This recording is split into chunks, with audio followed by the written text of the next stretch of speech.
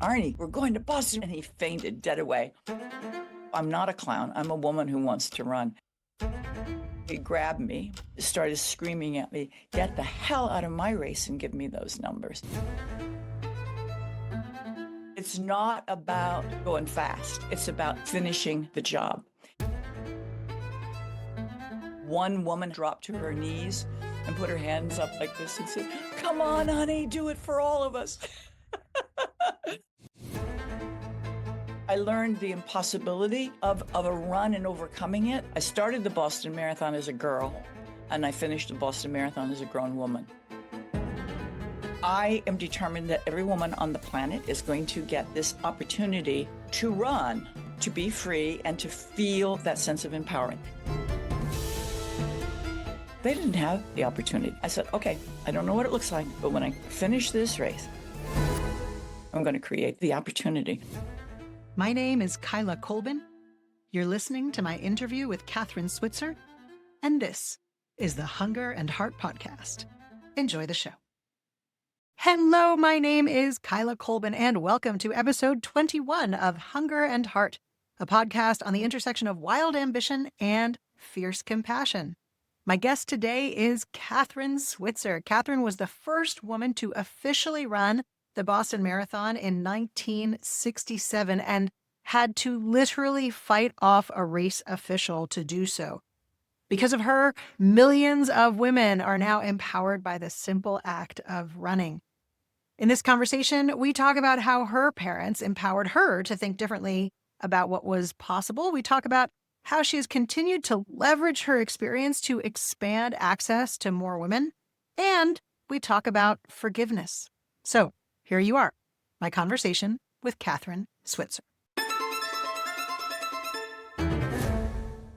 I am determined that every woman on the planet is going to get this opportunity to run, okay, to be free and to feel that sense of empowerment. It doesn't have to be running, okay? But running is my vehicle, and I know it works, and it's easy, and it's cheap, and it's totally accessible. And I know, I'm barking up a wrong tree sometimes when, I'm thinking, okay, you're under a burqa in North Africa or Afghanistan, and you can't even go out of the house without permission. Okay, but we're also making inroads even there. And I never thought we could do that. And I'd love to tell part of that story. Amazing. It's also a commercial story about how I used commercial and corporate funding to make this happen, but it was a total win-win-win-win because the women won, the corporation won, and I satisfied my aggressive ambition.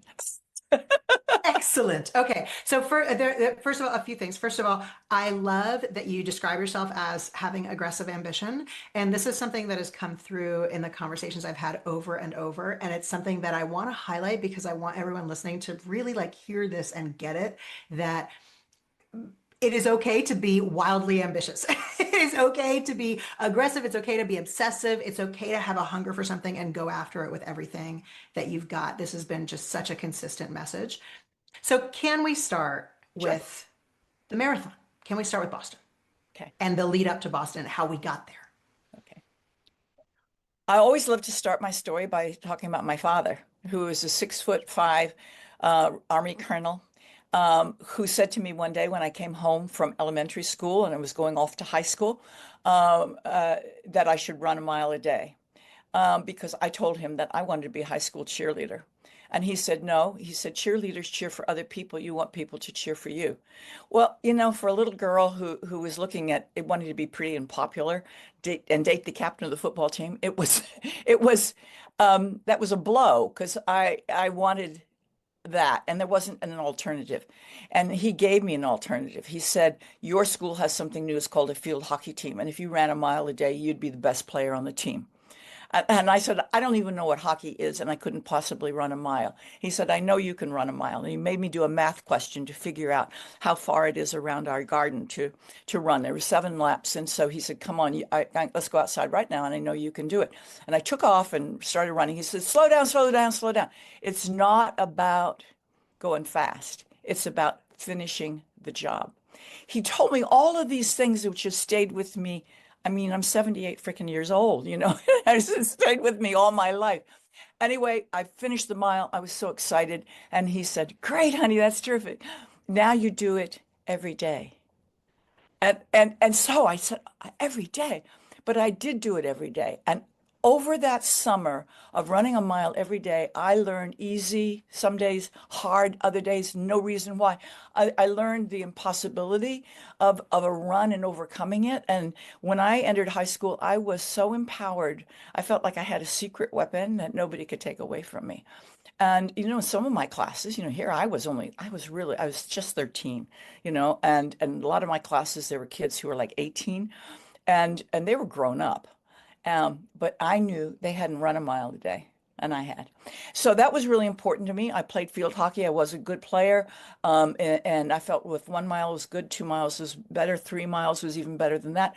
And then by the time I graduated high school, I decided I really wanted to run and I didn't really want to play other sports, but I did when I went to college for the first 2 years. But then I got recruited onto the men's track team at the small Southern college that I went to before I went to Syracuse University. And that's when I really learned that the guys who teased me and made fun of me were not the athletes. The men on the team were very accepting and very helpful. So suddenly I realized this wasn't just a male-female thing. It was running was about a group of people. It was about a movement of people who understood each other, regardless of how you looked and what gender you were and what color you were or what your income was. I transferred to Syracuse University because I wanted to be a sports journalist, and that was the biggest, one of the biggest universities in the United States to specialize in journalism. And while I was there, I began writing sports, and that's when I began signing my name KV Switzer, because every time people would publish my work, they would publish the Kathrine wrong because my name is weirdly spelled.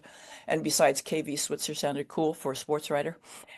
And, and while I was there, I went to ask the men's track coach if I could run on the men's cross country team because there were no sports for women. There were no sports for women at this big university.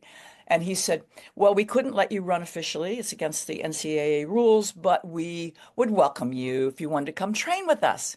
I said, "Great, coach. I'll be happy to do that. That's great. That's all I want is people to train with." And as I left his office door and I pulled it nearly shut, you know how you hear a conversation sometimes just before it gets shut? I heard him burst out laughing to his colleagues and said, "I guess I got rid of that one." And that's when I stood there and I just was so embarrassed. And I thought, well, what are you going to do? You know what you do is you do what Woody Allen says. Show up, you know, show up. So I showed up. I was very nervous. The guys were wonderful. The coach was very surprised. But the best guy of all, and I'm sorry I'm taking so long to tell this story because this is Take your time as long as you like. really, this guy was, he came, this old guy, you know, he's 50. He came, he came running over to me and said, "We've never had a girl before. I've been the coach, you know, the assistant coach here for 30 years. We've never had a girl." And he said, "I'm Arnie, and I used to be a great marathon runner, but I got bad knees and bad Achilles, but I still hold the upstate New York record for the marathon." And I said, "Wow, the Boston Marathon." And anyway, I couldn't keep up with the guys on the cross country team, but they didn't mind. And Arnie, who was injured and 50, started running with me, jogging with me. And he was getting over his injury and I was going longer. And pretty soon we were up to 6 miles and then 10. And then he said, "You know, I love running the roads. That's really was cool." And I said, "Okay, well, let's run the roads." And so we got off the cross country course and I went out and ran on the roads. And every night he'd tell me a story about his greatest day, which was always the day he ran the Boston Marathon. You know, Arnie had run it 15 times, and it was the day he was somebody. In his real life, he was the university mailman, you know, and in Syracuse, New York, you schlepp through that snow. Like, honestly, winter there is like 10 months a year. And you schlepp through the snow, and then he would go out and train 10 or 20 miles. And so I admired him so much. And he was a very humble man. And he just loved the running. And he, anybody who'd run with him, he just loved them. And I was the only one who would go out and run long with him. So we ran and ran. And one night he told me about the Boston Marathon again. And I got so tired of it. And I said, "Oh, Arnie, quit talking about it. Let's run it." And he said, well, a woman can't run it. And I said, well, a woman did. A woman last year jumped out of the bushes and ran the Boston Marathon.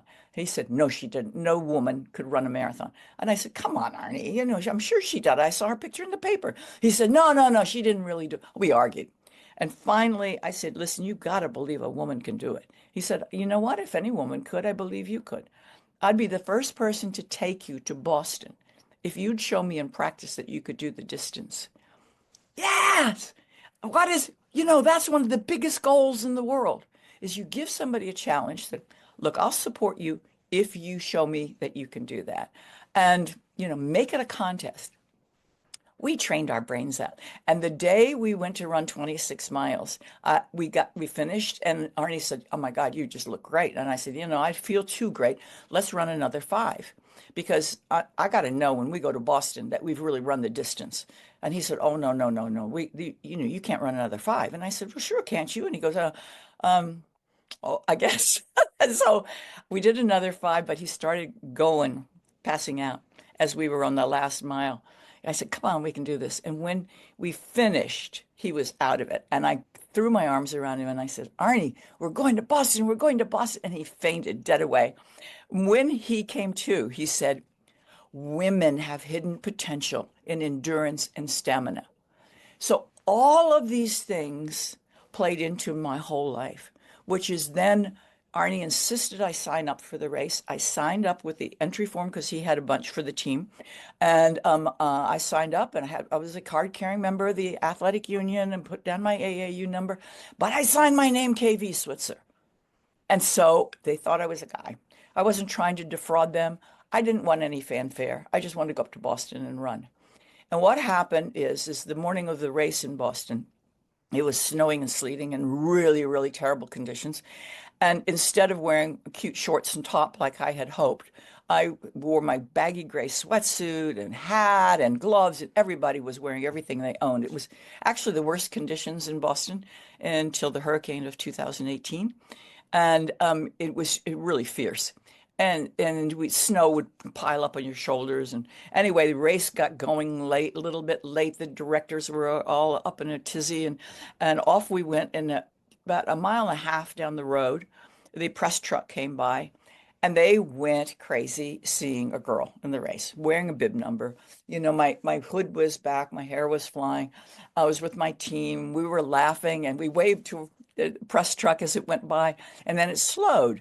And then it pulled in front of me and it kept taking pictures. And I turned to Arnie and I said, we better wave to mom on the nightly news because they're all over us here. So we were doing that when the officials bus came along on the outside, and the co-race director completely lost his temper.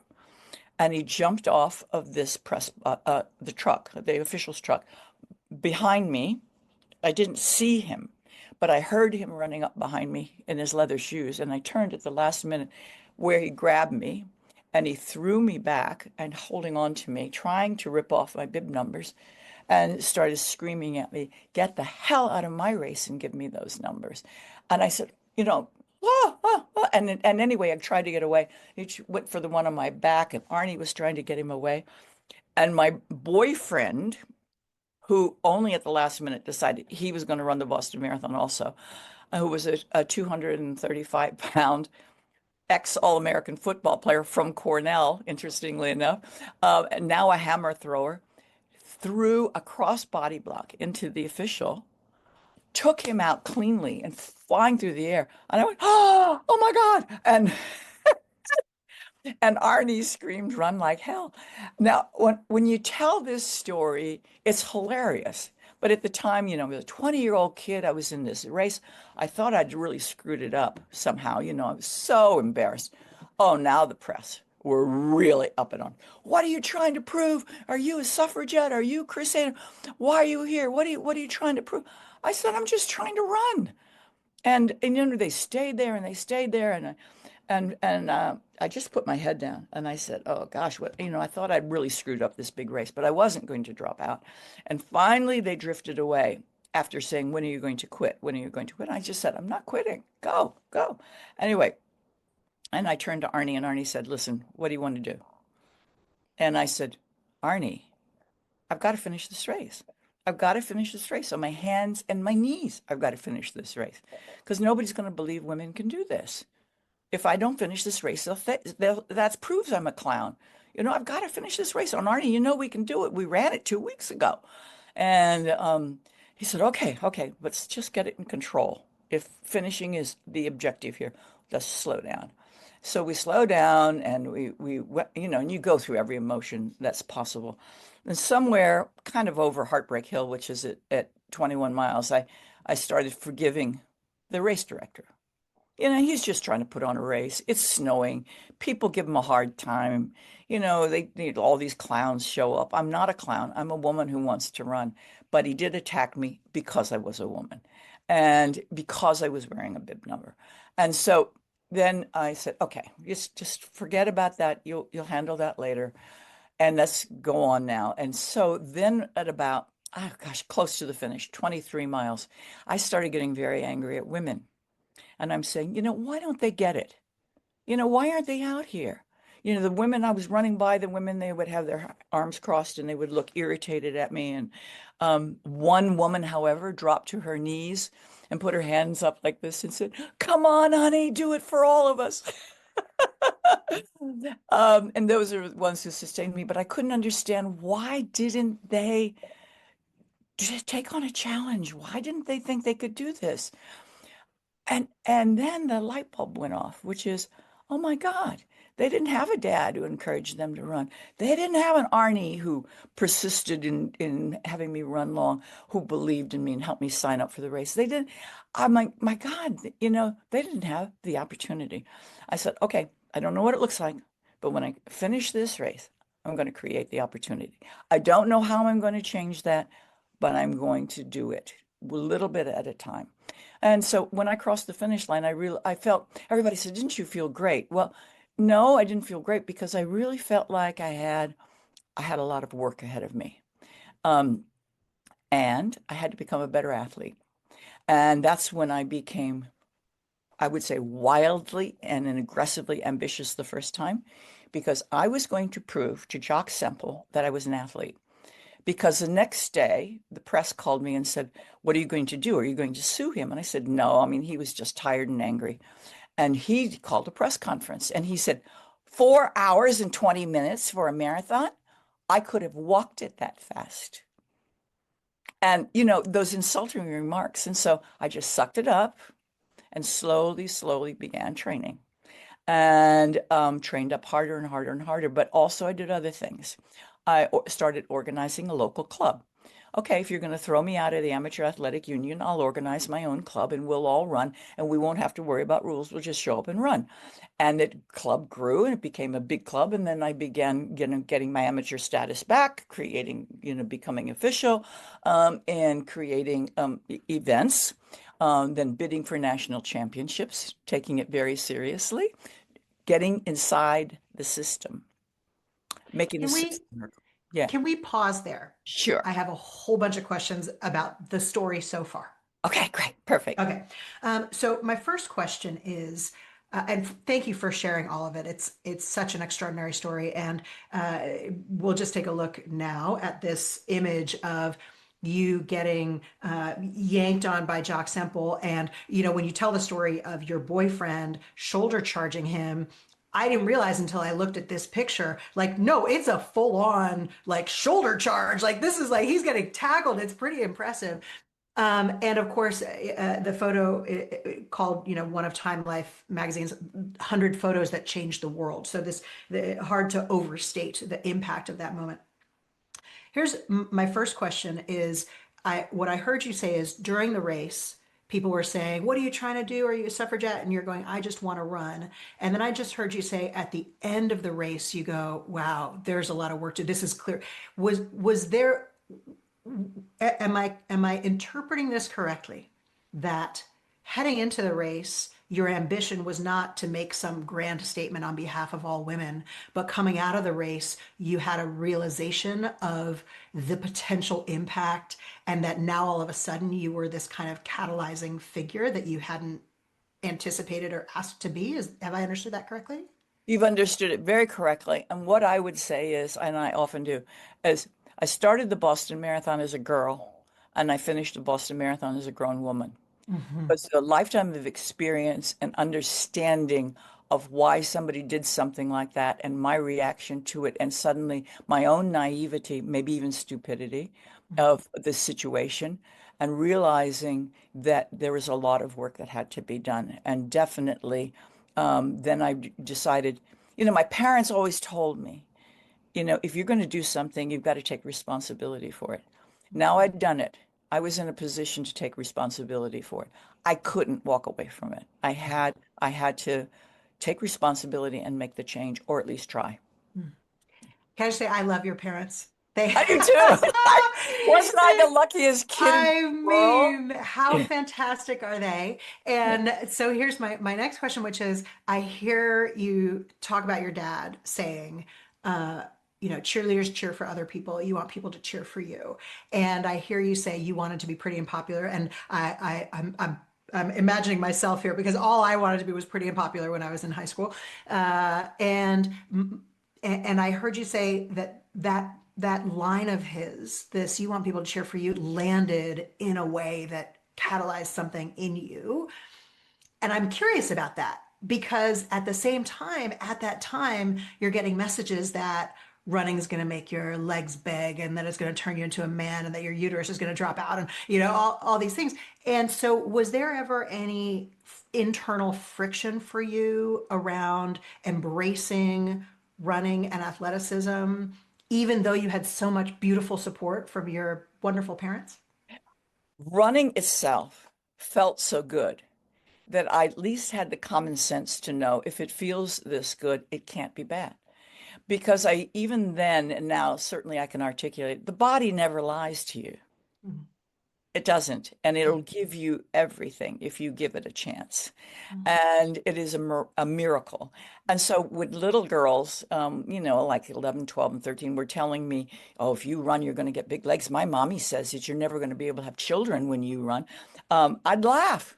And I'd say, what about all those women who went west with the wagon trains? Come on, don't tell me that this is going to make my uterus fall out. I just believe so much in my own body and the freedom and power it gave me.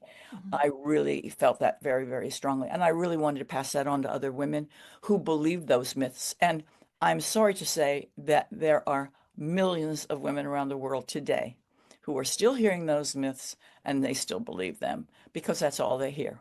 They don't know any different. It's so true, and we're going to dig more into that. And I want to come back to this. My body doesn't lie to me, which is something that I know for me, I had to be taught explicitly by someone else. And so this is such a wise insight that you had, that your body's not going to lie to you and that you can trust it. And I want to combine that with what I heard you say about what running a mile every day started to do for your self-esteem and your resilience and your confidence and all that kind of stuff. Did you ever have any explicit, let me think about the way this is affecting my mental health or my mental fortitude or whatever? Or were these lessons, did they just kind of emerge organically from the act of running every day and listening to your body? Well, I would say that they emerged from the act of running because I realized that I always felt better when I ran than when I didn't run. And I always felt more accomplished and I always felt more confident. So I tried to always make sure I got a run in every day, even if it was only 10 minutes. It was kind of like I became almost superstitious about it. The fact is that we now have proof that, mental health is impacted positively probably more by an act of running or swimming or some kind of aerobic exercise than it is by drugs. And and it's very, very effective because also there's usually another positive return on the other end. You look good, you feel good, you have friendships, blah, blah, blah. We could go on and on and on about that. But certainly I realized that at a very early age. And again, I don't think my parents realized that gift that much that's what was happening. They just saw that, I was getting more and more well adjusted, and they supported me in the funniest ways. I mean, for instance, the milkman. In those days we had milkman or mailman, and they would come to the house and knock on the door, and they say, Mrs. Switzer, I saw your daughter a few blocks away out running. Is everything okay at home? Is she lost or anything? She said, oh, no, she's just out running.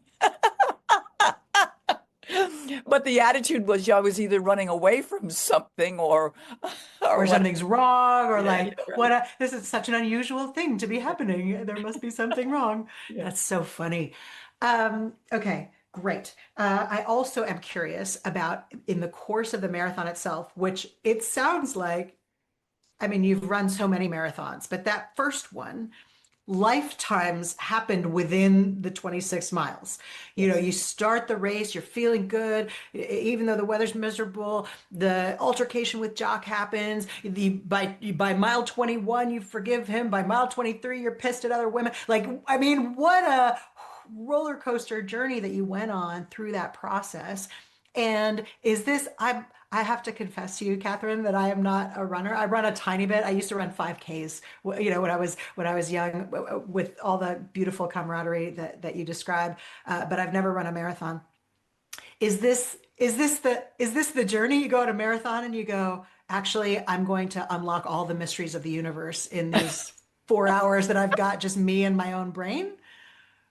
I don't think people intentionally go into that at all. I mean, when you see any marathoner before the race, they're nervous. They're always worried that they won't be able to complete the distance, that something will happen to them. Hey, listen, it's a long way, and there are a million different things that can happen. I mean, anybody can fall down. Anybody can trip over something. You suddenly you've eaten something bad, and you got, ill, whatever, or you're not drinking properly, therefore you dehydrate, whatever.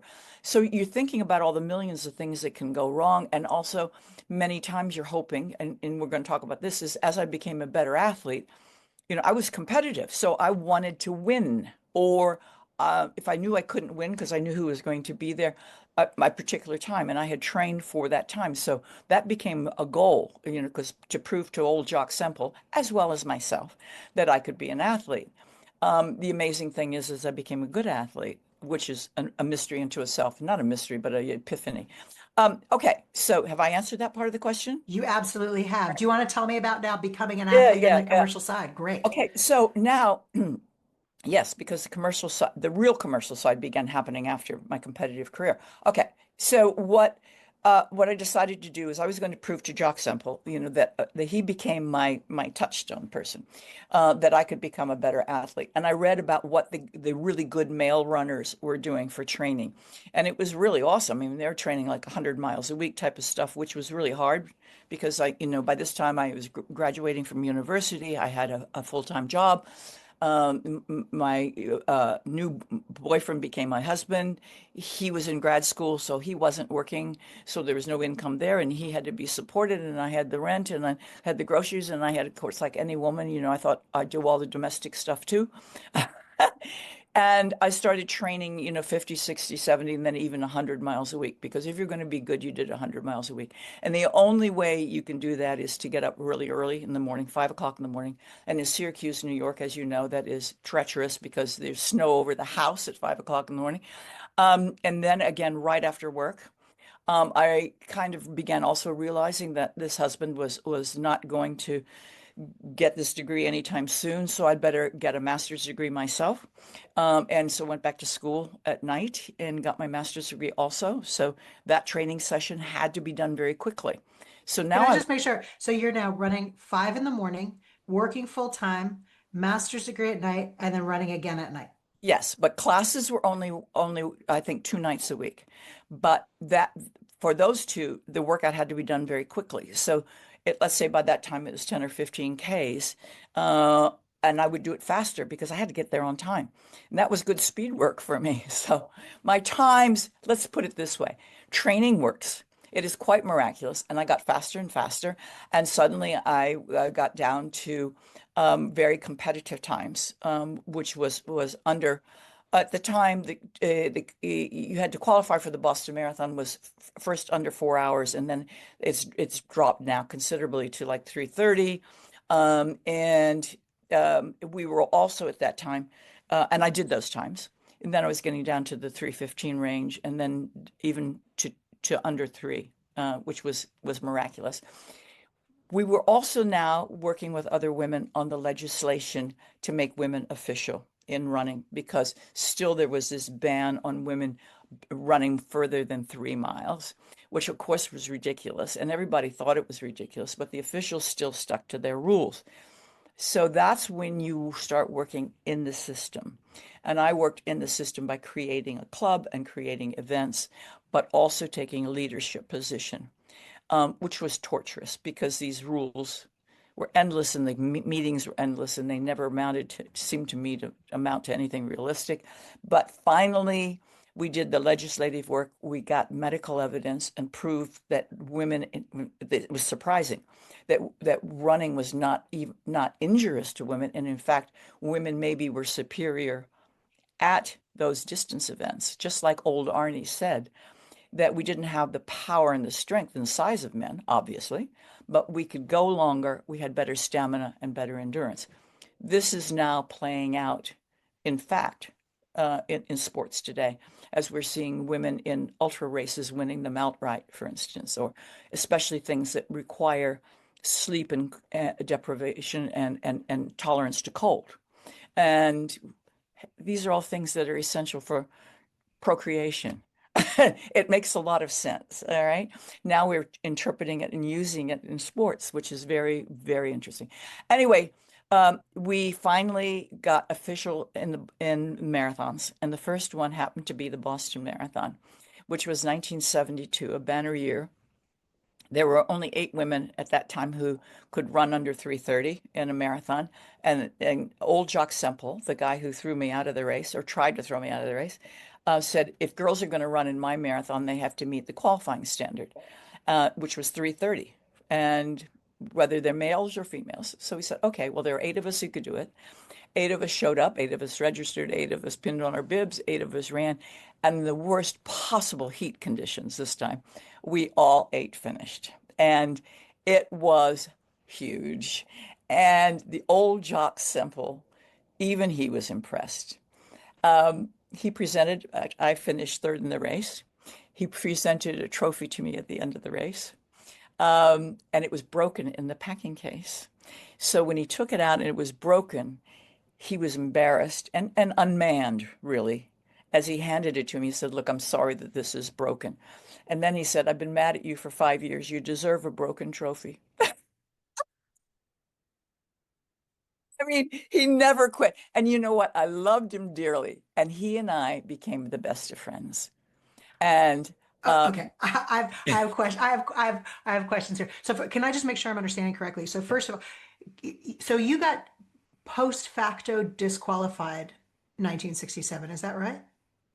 well, he got me disqualified practically while I was in the race. But yes, definitely, he wrote to the athletic union and said that this woman illegally registered for the race using her initials, even though men had, and that she had run more than 3 miles and she should be thrown out of the athletic union. And I was, to their great shame.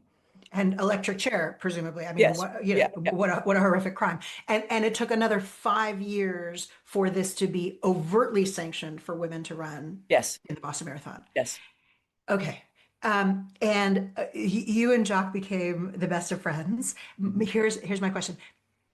Did you talk about that 1967 experience?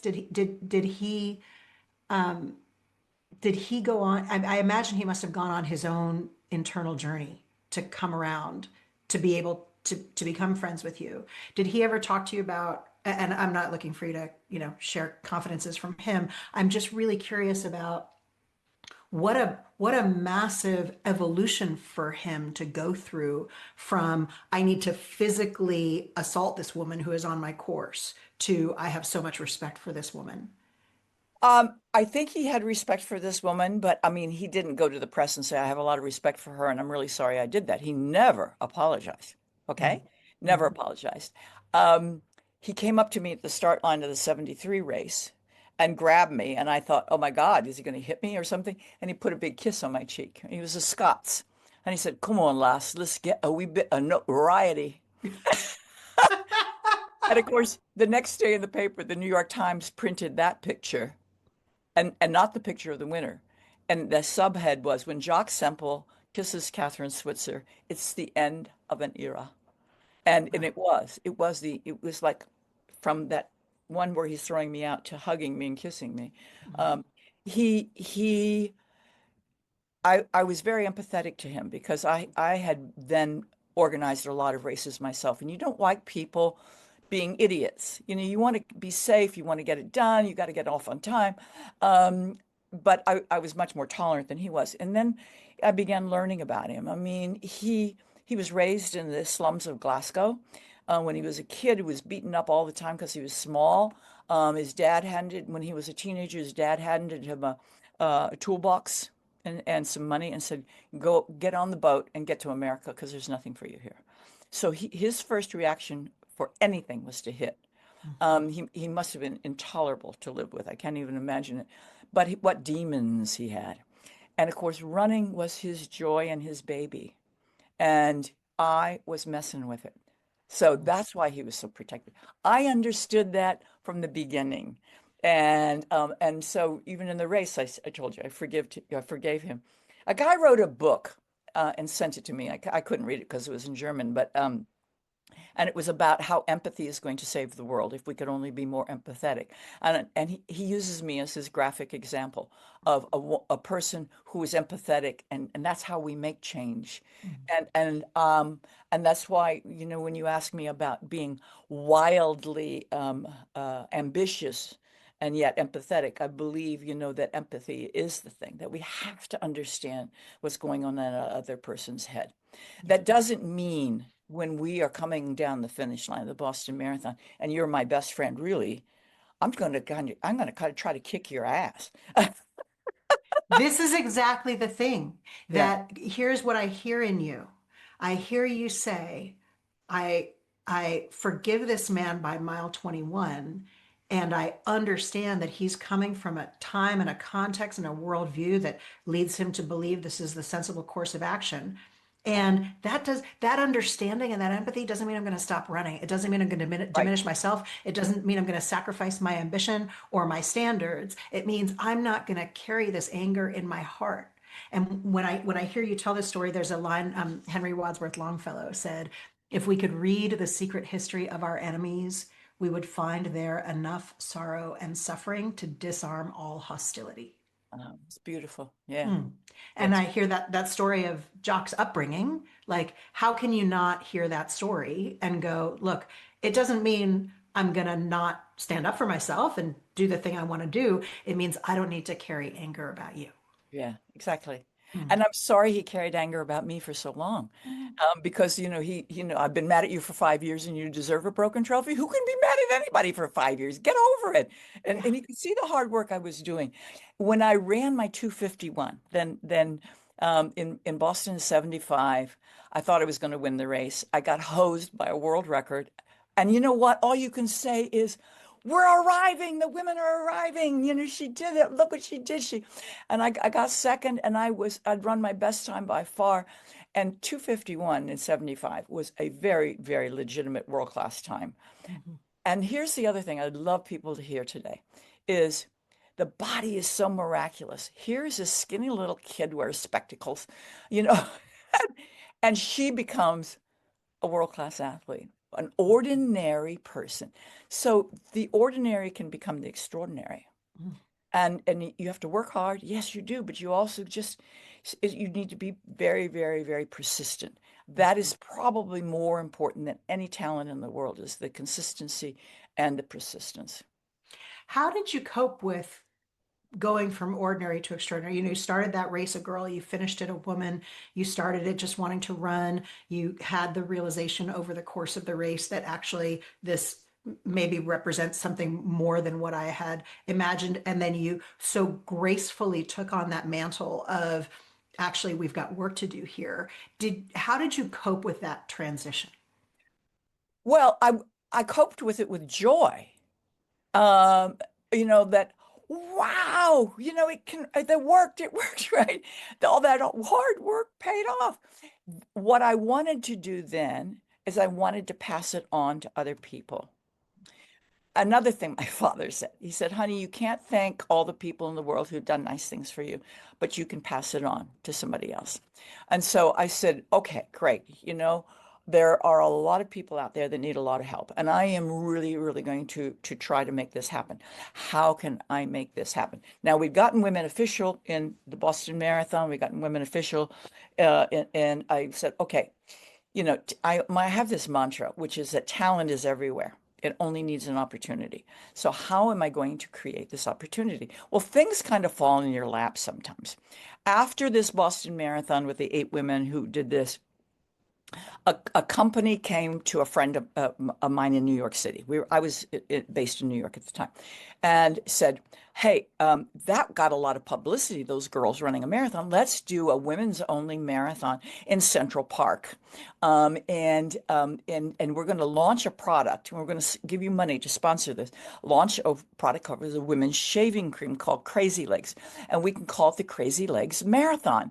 And well, the guy who got the bid from the company came to me and he said, there are only 8 women who can run a marathon. This isn't going to be a successful product launch, but I really want the money for our, the New York Roadrunners. And what are we going to do? And then I said, I don't know, geez. And he came back to me and he said, you know what? Let's just do one lap. And he was in the garment industry, and the mini skirt was in fashion. And he said, and we'll call it the mini marathon. I said, that's brilliant. That's brilliant. And he said, okay, it's 6 miles, it's 10 Ks, and I'll convince them to call it the Crazy Legs Mini Marathon. Well, it was kind of catchy. And so I got together with a other girl friend of mine who was a top runner, and she was in New York, and all the women we knew. And we got the entries all printed. And honest to God, after work in the streets of New York, we'd get out at closing time, and we'd run, and we'd pass out flyers to all the women we saw, and they'd look at it and go, oh my God, far out. We'd go to bars and hand them out to the people coming in and the waitresses, and get them there. Anyway, the day of the race came and there were 78 women. Now, I got to tell you, 78 women in 1972 is like 7,000 women now. It was a massive success, publicity everywhere. After this, I thought, give them an opportunity and they'll show up. Build it and they'll come. So I said, if I created a series of races around the world for women only, then I could convince the International Olympic Committee to make the women's marathon official in the Olympic Games. People thought I was smoking dope. And I said, no, no, no. Listen, nobody's going to take women's running seriously, really seriously, until it's in the Olympic Games. And, the longest event in the Olympic Games was 800 meters. And I said, everybody still believes around the world that women's uteruses are going to fall out. We've got to be able to show differently. So, I'm a journalist. I'm a runner. I know the sport.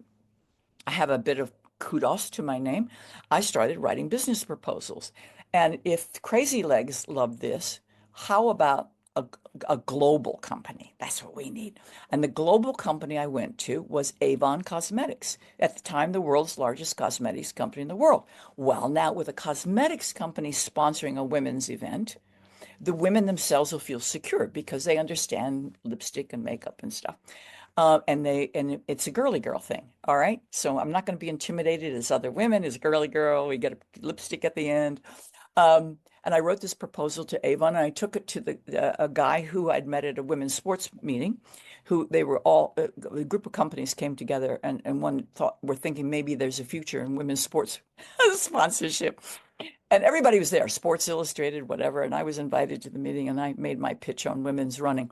And this guy came over to me from Avon and said, I saw your picture in the paper. Congratulations, you just won the New York City Marathon. I said, yeah, I did. I was really, really pleased. And he said, well, look, he said, I love what you said here about women's running. Would you come in and talk to me about the possibility of us sponsoring an event? And I said, sure, I'd love to do that. I mean, it's like opening Christmas presents for people, right? And so I went away for the weekend to do some writing for a book, which you never eventuated at that time. But anyway, all I could think about was a proposal for this guy. So I sat down and I wrote the dream proposal. The proposal I'd been thinking about every night on the run. I took a topic every night and worked on the topic, and so it flowed really well. Well, I typed all weekend. And by Sunday night, it was done. It was 40 pages long, and it was really good. And the book proposal never got done that I was supposed to do that weekend. But I took it to the guy at Avon, and he said, I'm going to stay up all night and read this. And I said, oh, sure you are. But thanks for saying that. I got a phone call in my office the next day. I was working for a sports equipment company up in the suburbs in White Plains. Okay. The phone call came and the guy said, hey, this is Mark Williams from Avon. I said, oh, hey, how are you? And he said, great. He said, look, I did. I stayed up all night and read that proposal. And I said, really? And he said, yeah. He said, listen, if you can think like that, he said, we may never do running, but we were really interested in women's sports. We need somebody who can handle the department if we're going to do that. So I know that this is out there, but he said, what would it take to have you to come work for us? Well, now I was making $13,000 a year. So I said, 30. Big money then, right? And he said, I don't think that would be a problem. And that's when I learned to, ask what you're worth. Yeah. I was worth $30,000. I'd overheard my boss say to somebody, hey, I got this girl. She's really terrific. I got her for 13. If it was a guy, I'd have to pay him 30. You'd get fired for saying that now. But what was me? Oh no, I was proud of I was a girl and I was worth 30,000, even though I only got 13. So I went in, I got the job, and I begged them to do a race. I had other things. They were doing some tennis, they were doing some ice skating, la la la. I said, come on, let's do this race. Finally, we did. Oh my God. We were on every network. We were on the front page of Sports Illustrated. I mean, it was just unbelievable. The New York Times was there, everything. And he said, oh my God, you're right. Let's go global. And pretty soon we were in then 10 countries, then 15 countries. I mean, I was a Pony Express rider. We organized races in countries that never even had a women's sports event. And pushback from the different federations was really interesting. But I said, we've got to work with every athletic federation to officially sanction these events so that then we report it to the IOC, and it's got to be taken seriously. So I did all of the homework and the rule work and everything else. I'm not going to draw a chalk line on the road here and say, oh, women show up, We're going to do this absolutely properly. But every woman was treated like a winner, whether she was the winner or the last place finisher. And everybody got a medal, which was unusual in those days. Everybody got a gorgeous T-shirt, which was a feminine one, and they wore it with their shorts and their jeans, And pretty soon we had the data and statistics to show the International Olympic Committee that women deserve to be in the marathon in the Olympic Games. A lot of legislative work that still had to be done. I worked a lot with the LAOC, the Los Angeles Olympic Organizing Committee. I worked a lot with the IOC to make this happen. And the vote took place in 1981 for the 84 games, and they voted it in. And it was, to me, as important as giving women the right to vote, because it was if you can run 42.2 Ks or 26.2 miles, you can do anything. And people around the world, 2.2 billion people watched it on television. So everybody knows how far that is. It's a long way. And they said, oh my God, they're women. Those are women running, and they're Olympic Games, and they're being honored for this. And it changed so many attitudes, just boom, like that, with that one television broadcast. And I was doing it. ABC asked me to do the broadcast. So a TV career began. So what I guess I really want people to say is, go in, pursue that passion with absolute dedication, and believe in it, but realize, I always felt like I was doing it for a higher purpose. Was I doing it for my career? Yes. Yes, but I really, the career wouldn't have meant anything if it wasn't making something important happen. People said, even here in New Zealand, I was at the Governor General's at a lunch once, and women, it was a group of women were talking, and they said the problem is that women just don't get along, and that's what's the problem with them in business. And I said, listen, I lead a group of 8 in a big corporation in the world's largest cosmetics company, and I said, from the get-go, they came into the conference room, and I had a sign on the door that said, "Park your ego here." Shut the door. And cosmetics companies are notorious for infighting, right? And I sat them down and I said, "I want to tell you something. We leave our egos at the door. We're working for a higher purpose here. We're a team and we'll respect each other and we're going to work together, but we are going to work harder than you've ever worked in your life." And they threw themselves body and soul into it. It was just like a team training together. So, you set up the culture and the atmosphere and the attitude. And that was what's really, really important. And they all got this sense of empathy that I had, is that those women out there have never had an opportunity. We are going to give them the opportunity. Mm. I could tell you stories that make your hair stand on end. I mean, like in Brazil, that we had women showing up for our race in Brazil and didn't have shoes. And I'm not talking about like Nikes or Adidas. I'm talking about the fact that they were so poor they didn't have a pair of shoes. And now somebody was going to give them a medal and a t-shirt, and they were somebody. They became people. It was just phenomenal how it happened. Um, and on the other side, sometimes I had to fight really irascible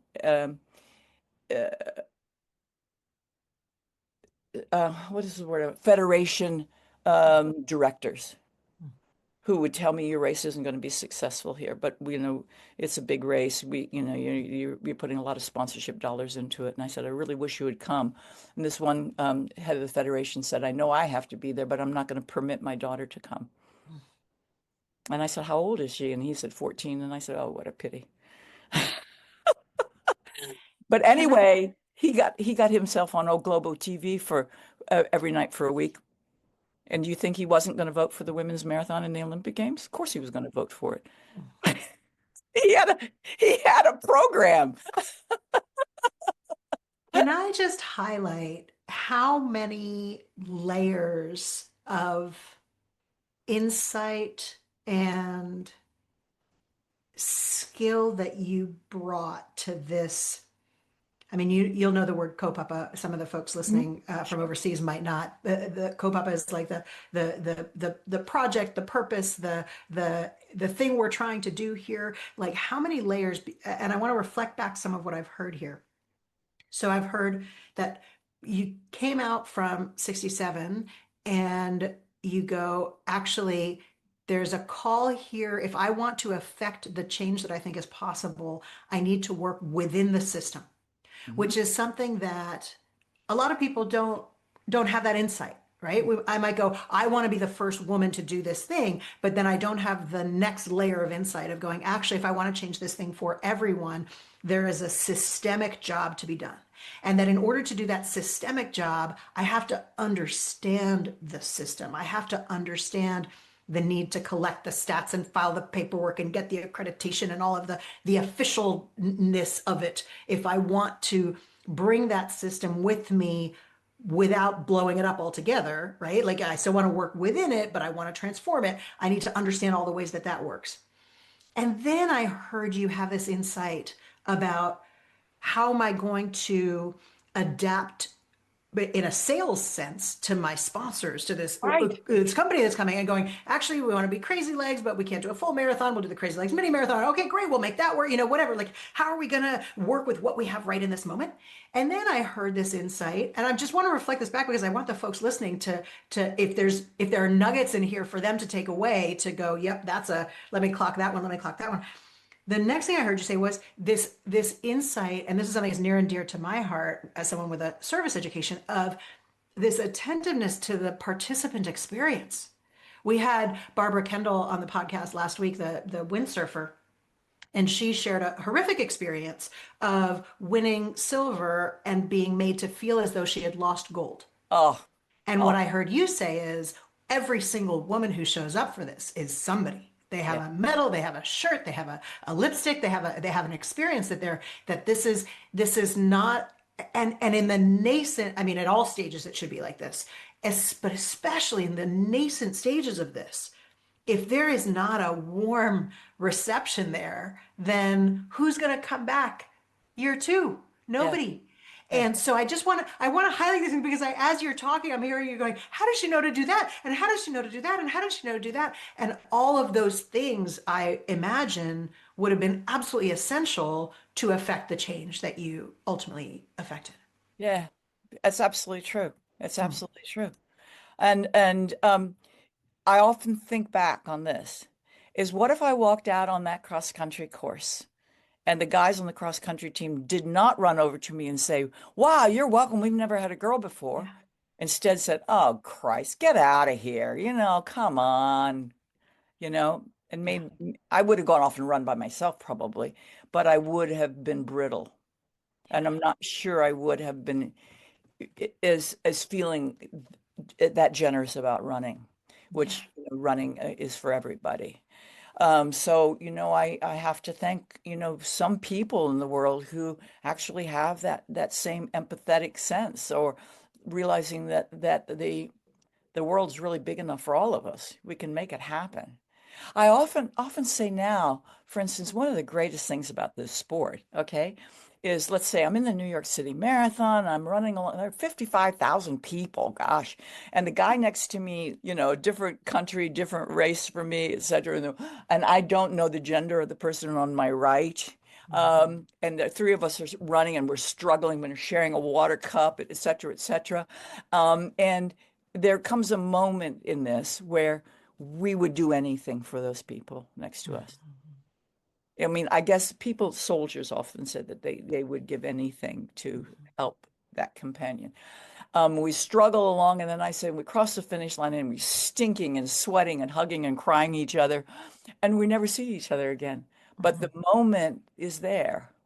And I said, can't the whole world be like that? And the world right now to me is beyond comprehension what's happening. And I said, can't we just all go for a run and understand that we're all on the planet together and all of this bickering and fighting and killing of people and starving, it doesn't solve anything. What solves something is the compassion and the empathy of understanding where that person is. And we're smart. Can't we make it work? And I love your vision here because what I'm hearing is this thing of like, can't we all go for a run? And that doesn't mean we're not going to be competitive. Oh, And of it doesn't course. mean we're not going to be ambitious. It doesn't mean I'm not going to try to win. It doesn't mean I'm not going to throw myself into something. It doesn't mean I'm not going to try to achieve. And oftentimes I think uh, lots of people can hear this idea of, all the bickering and arguing and can't we do something different? And I think there might be some people might imagine, oh, that's just Pollyanna. You're just wanting everyone to just be like peaceful and never argue. And what I'm hearing you say is actually we can express this urge that we have to achieve, but in a way that we cross the finish line and we would do anything for each other and we're hugging and crying and then we go away and we never see each other again. And what a Yeah. beautiful vision. So so then the next question is, so what are you doing now, Catherine, with about this situation? What are Okay. you doing now, What am I Catherine, about doing this now? situation? That's a Okay. great question. So what I'm doing now is, and here's the scene. I've done the broadcast of the women's marathon in the Olympic Games. I'm coming out of the stadium and I said, we did it. We did it. We've changed the world. And I'm walking along and I'm saying, oh, it's just amazing. It was just everybody in the world has seen this. It's phenomenal. And then I'm saying, there are still women who can't walk out of the house alone, who are never going to have the opportunity to run. And how are you going to reach them? And I thought, please, just can't you enjoy the moment? And I realized, how am I going to reach them? And I said to myself, never in your lifetime are you going to reach them because that's too hard. It's a whole cultural thing that you can't break through. All right. sometimes, and honestly, it's a funny story to begin with because I am not a magnets and crystals and waterbed person. I'm a meat and potatoes, make it happen, do the training, right? Um, so something happened quite mystical, which is my old bib number, 261, suddenly became a cult number, meaning fearless in the face of adversity. And people literally from around the world, hundreds, were emailing me, Facebooking me, writing to me. How they got my address, I don't know. But anyway, and saying that number makes me feel fearless. And tomorrow I'm running my first New York City marathon and I'm wearing my bib on the front, but look what I've got on my back, 261. And then they were showing me how they had it inked on their arm so they could look at it during the race. And then they started sending me pictures of their tattoos. And I don't know how you would feel about it, but I kind of got the creeps. What does this mean? So I was talking to a girlfriend of mine in Austria who is a journalist and a runner. And I said, you won't believe what's happening. All this is 2-6. And she looked at me and she said, do you know how powerful that is? And I said, I guess it's powerful, but I don't know what to do with it. And she said, well, I hope you trademarked it. And I said, well, I had the sense to do that. I mean, because Nike is going to take it and run away with it. So I did trademark. She said, you could change the world. I said, what are you talking about? And she said, if you had a cohesive number that everybody understood meant fearless in the face of adversity, they would rally and you could embrace them with this whole spirit of running and the empathy and the whole thing. And I said, no, I can't. And I said, how am I going to reach them? And she said, on a cell phone. And I said, Edith, I said, I'm talking about poor women. They don't have a cell phone. They don't have an internet connection. And she said, how do you think Arab Spring happened? She said, look, no matter how poor any group of 10 women are in the world, somebody is having an internet connection. And that's how you can reach them. Well, did we argue? And she called me the next day, hotel room at 6 o'clock in the morning. She said, I've been up all night. I've been thinking about this. She said, you need to organize a series of groups, clubs, if you want, in different locations all around the world and have them reach out and have women come to them and we'll show them how to run. We'll show them, give somebody who's a coach to create this organization in there. I said, oh, Edith, honestly, it won't, it will happen. It will happen. She said, come on, let's do it. And I said, look, I'm too old. I'm 62. I'm too old for another business. She said, it's not a business. We're going to create a nonprofit. I said, I know nothing about creating nonprofits. And she said, well, we'll find out. I don't either. So I called Girls on the Run. I'm good friends with them. They showed me how to create a nonprofit. And I said, oh, I'm a dead person. And I said to her, look, Edith, I'm really too old for this. I just don't think I have the energy to do it again and everything. She said, okay, I'll be the CEO and you be the head and we're going to do this. We created 261 Fearless nonprofit, got nonprofit status. And we started forming the clubs and we're in 15 countries already. We're in 15 countries already. And I had something happen last August. After the Olympic Games, I went to Austria to meet, guess who? Our first cohort of Afghan refugee women who had escaped the Taliban. They got refugee status in Vienna. There they were in their long robes, it was hotter than hell. I started to cry because I couldn't believe I thought maybe 2 would show up. 15 showed up. We had a camera, TV, because they were making a documentary of me, and I wanted them to come to see what would happen with these Afghan refugees. They said, "Is it okay to film?" And they said yes, because sometimes Muslim women, you don't take pictures. They said yes, it's fine. And so then after we ran together and we talked together and they filmed, then the director said to them, would any of you be willing to talk to us? We had interpreters there. And one woman stood up and she said, yes, the Taliban can't get me here. I thought that was the most courageous thing I'd ever seen in my life, because the Taliban can get you anywhere.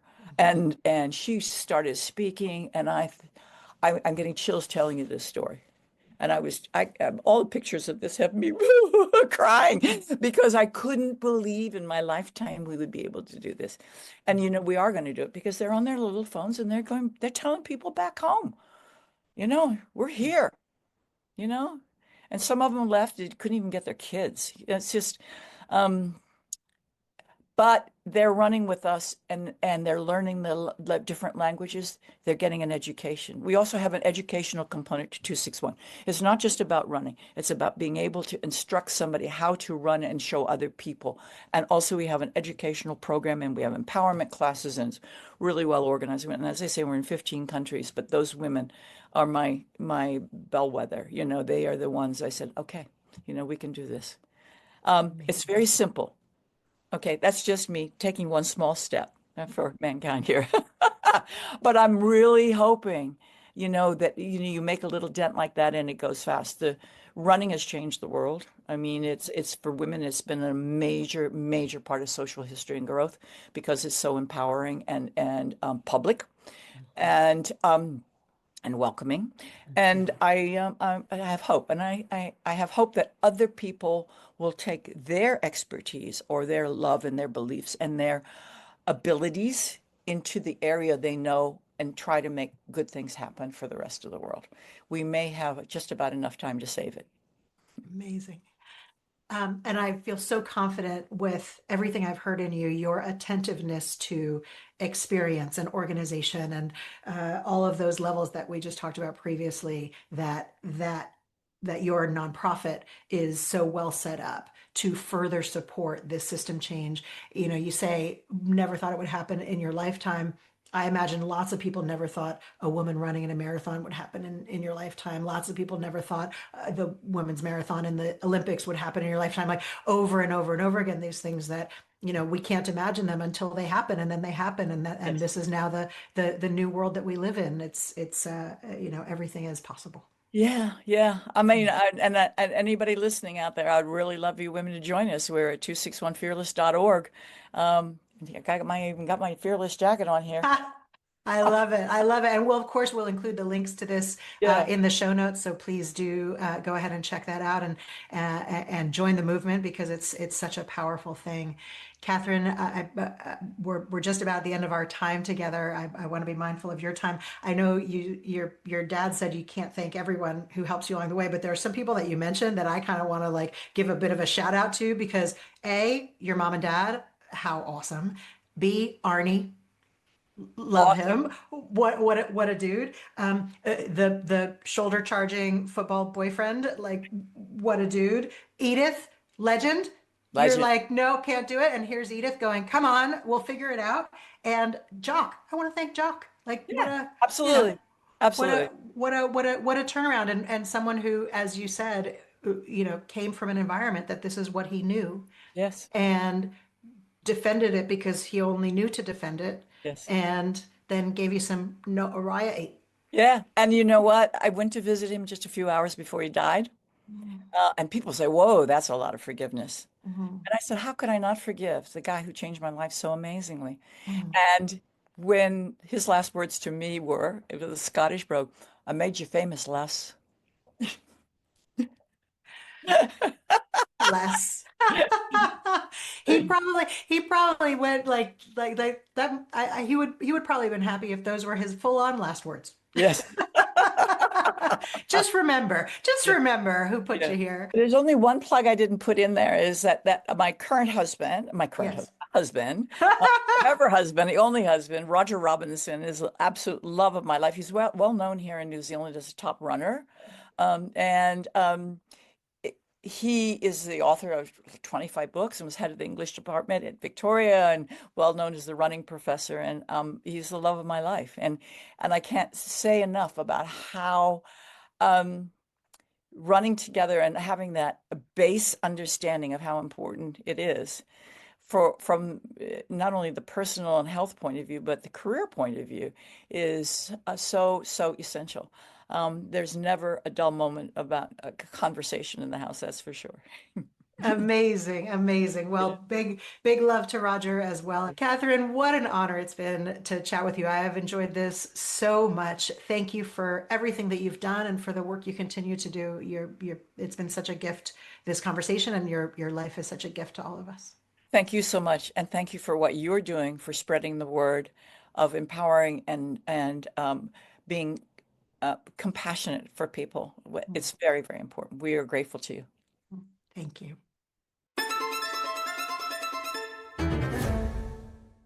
you so much for listening. That was such an incredible honor.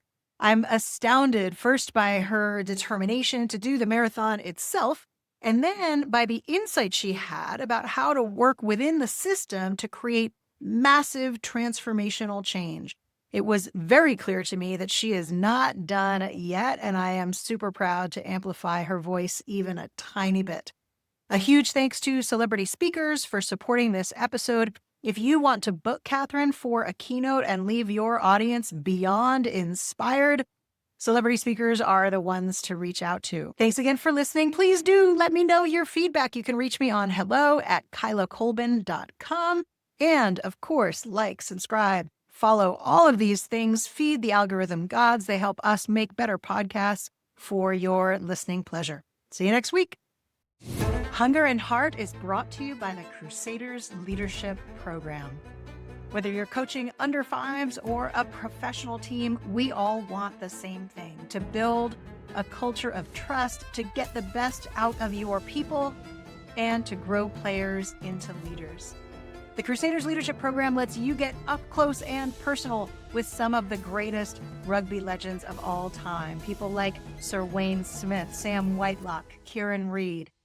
You'll connect with a global group of ambitious, caring coaches from a range of codes and backgrounds. And most importantly, you'll gain skills and techniques to drive impact and outcomes for your team.